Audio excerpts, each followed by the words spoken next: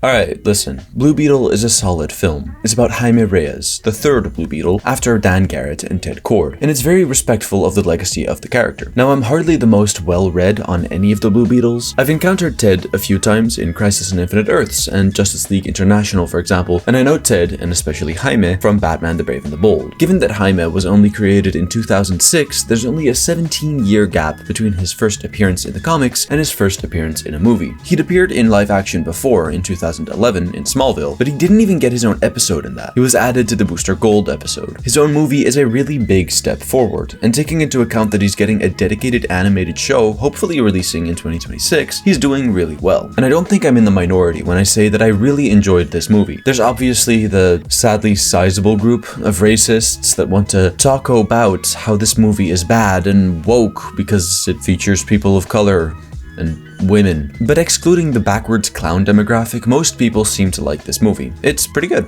It's pretty fun. It has a pretty clear message about capitalism and gentrification, so today let's look at just how it communicates that idea. We're delineating between the form and the content. The content is what a piece of media is communicating, while the form is the various technical and practical ways it does that. This can mean a lot of things. More obvious form elements could be the lighting or the cinematography, but even something like the way a script is written is form. What we're going to be doing in this video is called formal analysis, looking at the formal aspects and making a case as to what it means. We start with the explicit meaning, so what literally happens on the screen, and then reason how those elements support a message that we see in the film. The implicit meaning, then, is what we gather those formal elements to mean when put in conversation with the interpretive claim, or research question / thesis statement. There's usually 5 main groupings of formal elements: narration, mise-en-scene, cinematography, editing, and sound design. We're going to go through all 5 of these in Blue Beetle and analyze how they reinforce the theme of anti-capitalism and systemic racism by essentially separating the wealthy and the edge keys. When talking about narration, we usually think of a voiceover, like in Deadpool, for example, where a character tells the audience something directly. Strictly speaking, that's not what narration is. Narration is simply the act of telling the story, the narrative. The narrator, then, is who is telling the story. When the narrator talks to the audience, that's called direct address. So who is the narrator in this film? Most of the film centers around Jaime, but that doesn't necessarily make him the narrator. This film has an omniscient narrator, so we're not restricted to a character's perspective. That being said, we still follow Jaime. The narrative is centered around him. This point of view helps to differentiate the little guy from the rich and powerful. We see, from his perspective, the relationships he has with his family, but the limitations that they have when it comes to money and influence. We also see, from his perspective, the loneliness of the elite, but the wealth of influence and money they have. By placing us in his shoes for a lot of the more positive scenes, especially when it comes to his family relations, we associate them to him, but we also connect to them better. When these relationships are shown from the perspective of an audience surrogate, we're more likely to link it to ourselves, and therefore it has more effect. So one of the main ways in which the film highlights the differences between these classes has to do with warmth. This brings us to our next element. Simply put, mise-en-scene is what happens in front of the camera during production. It's the set, costumes, acting, and lighting. Set design is the easiest of these to talk about. This is the Reyes family house. This is Kord Industries. The differences are, to say the least, apparent. Color is the first thing that pops out. The house has a lot of yellow and orange, warm colors. Meanwhile, the cold white of Kord Industries makes it feel sanitized, inhuman. Note that the few instances of green are either clearly artificial or enveloped in white. The color green usually refers to 2 things: nature and affluence. If we choose to analyze this as the nature element, we can interpret this set design to support an environmentalist narrative. The dominant white, which in this case refers to Kord Industries, as that is literally the location we're in, drowns out the nature within it. It also constricts it.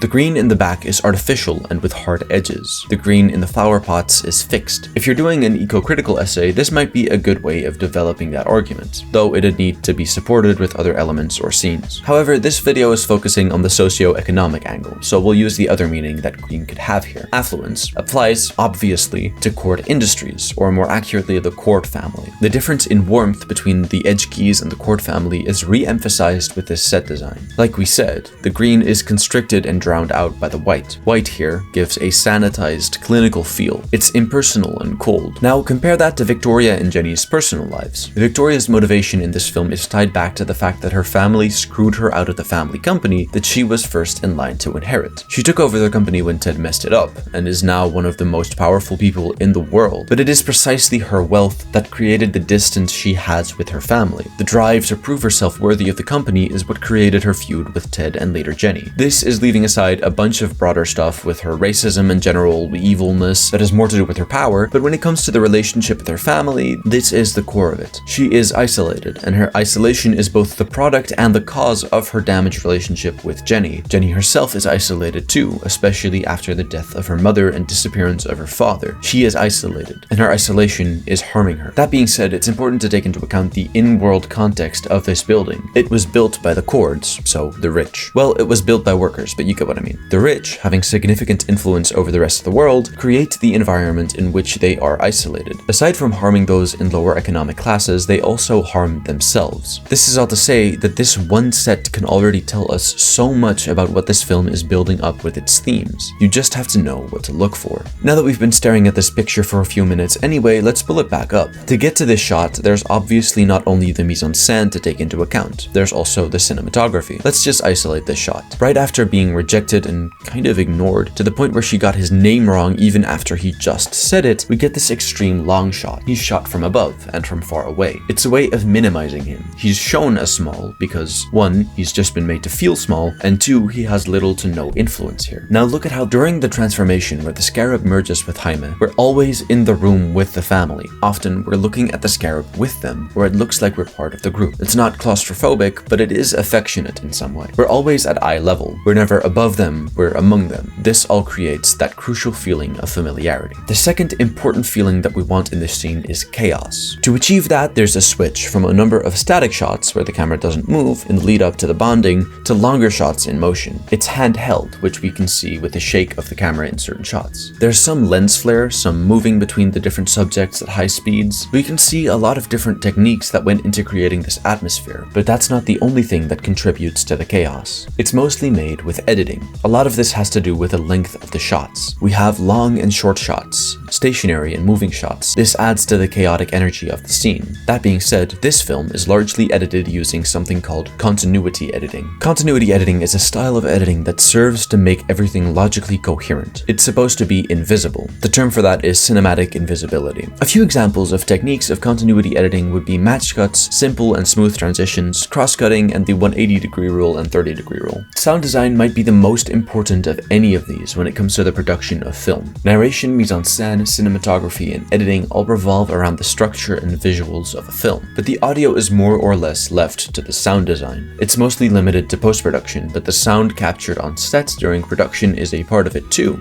Whether something is diegetic or non-diegetic has to do with whether something is within the total world of the story. If something is within that world, it is diegetic. If it's not, it's non-diegetic. An example from earlier might be direct address. When an omniscient narrator is talking to the audience specifically, like with many fairy tales, that'll be non-diegetic, because that narration doesn't happen in the world of the story. If a character in the film is doing the narration by breaking the fourth wall, like Deadpool or She-Hulk, that is diegetic. Most dialogue and ambient sound will usually be diegetic. Music often won't. Then there's simultaneousness and synchronicity. When sound is simultaneous, it tracks to something on screen. When something is not simultaneous, it tracks to something not on screen. It's still diegetic, just not visible at the moment. On top of that, there's asynchronous sound. This is a type of non-simultaneous sound that exploits the difference between it and what we see on screen. The sound design for this movie largely sticks to the same tenets of cinematic invisibility as the editing does. There are a few moments where certain sounds are amplified, like the scarab moving inside of Jaime, which can imply perceptual subjectivity, but this is by no means a constant. The one part of the sound design that I do want to focus on is the music. This is in large part to do with the language of the songs used. Leaving aside the score, a lot of the music used in this film is Spanish. Obvious, given the fact that the main characters are Mexican, but I want to focus on one specific song. Around the start of the film, when Jaime is on the cleaning crew for Victoria's house, a Spanish version of Blame It on the Boogie plays, taking an English song and translating it for this Mise-en-scene makes perfect sense for obvious reasons and works to re-emphasize the theme of economic and cultural segregation in Palmyra City. At the end of the day, Blue Beetle is just a pretty fun movie. It's good, but it's not something revolutionary. That being said, there's a lot of cool stuff between the semi-futuristic aesthetic of Palmyra City, the gorgeous practical suits, and the fun family dynamic. It's an easy A tier. As I hopefully demonstrated in this video, it's a decent canvas for learning the basics of formal analysis. The mise-en-scene in this film is especially super interesting.